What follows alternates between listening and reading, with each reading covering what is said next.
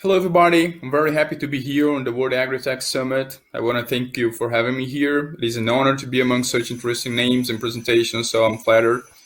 Well, my name is Renato. I'm Barbara's father, Deborah's husband, and a Brazilian who spent many, many years working to survive on the supply chain environment. So I'm pretty much checked all the boxes on supply chain, logistics, procurement, manufacturing, you name it, both in Brazil and abroad. So you can imagine I had a lot of fun. So 2 years ago, I took a life-changing decision. So I came back to Brazil and I joined a startup as CEO and partner. This is when technology became my thing. So I believe that being on the big corporation side for so much time helped me to understand why things that we are sure that should go faster get stuck along the way.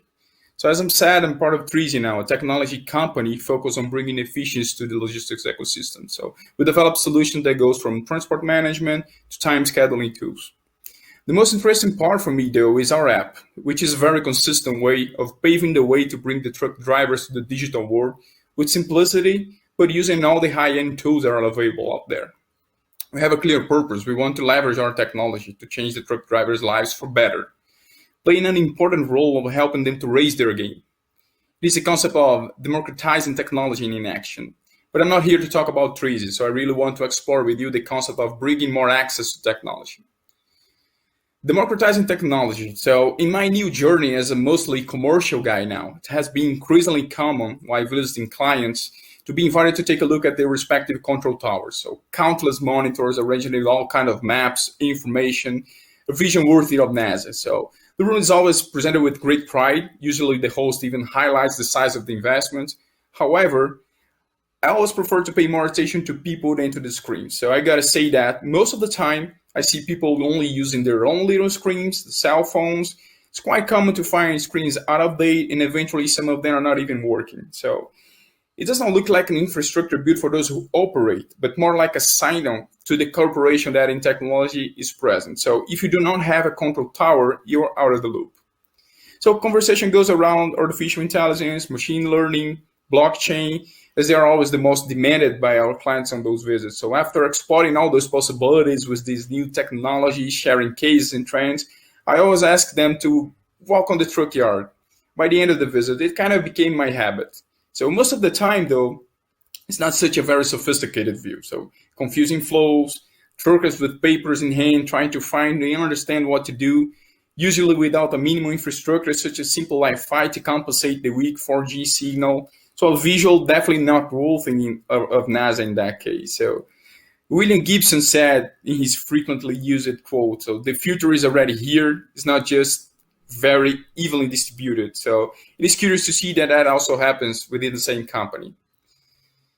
So corporate behavior tends to follow waves. It's not hard to find companies that develop their own apps, that have hubs to incubate startups of the most diverse trends, but at the same time, they are neglecting serious operation bottlenecks in their process.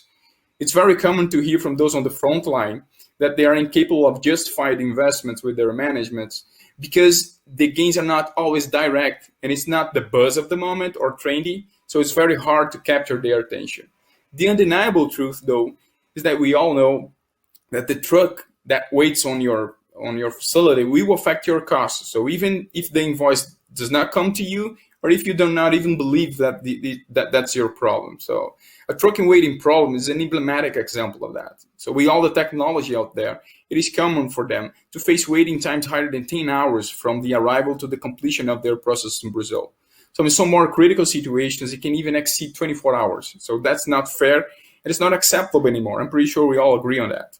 So the so-called digital transformation is not so far when we see it from a perspective of technological innovation. So indeed, many tools are already developed, have the potential to transform the reality of the supply chain. And so imagine all the advantage of a single and integrated flow of documents supported by blockchain at the fingertip of millions of users.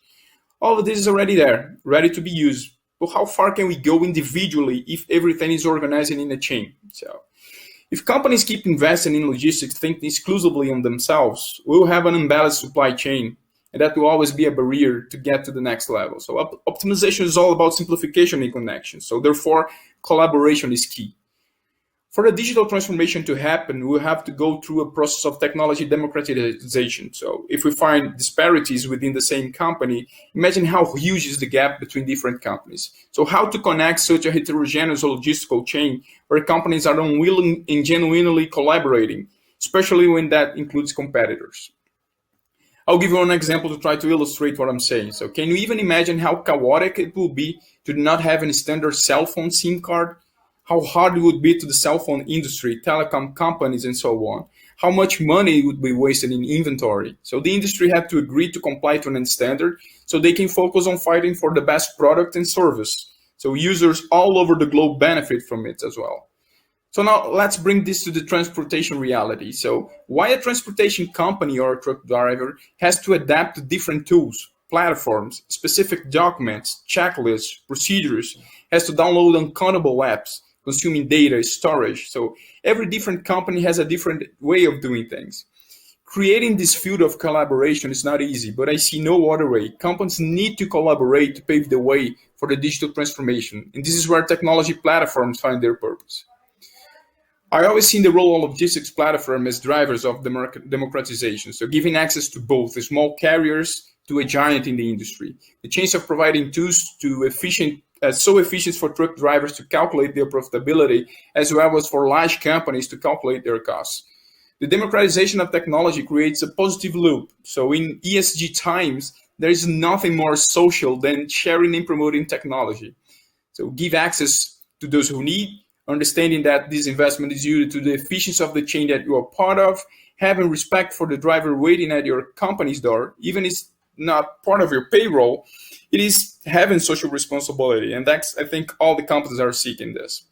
So imagine all the truckers in Brazil reverting 30% of their time, which today is destined to simply waiting, in a better use of their access, or even a quality time with their families. So this is the transformation that we need. This is the power that technology already offers us.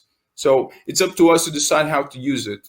Well, I guess this is what I had to say for today, and I want to thank you all for your time. Let me hear your thoughts about it. Find me on LinkedIn and just drop me a message. We can explore the subject a bit more. So see you there. Thank you again.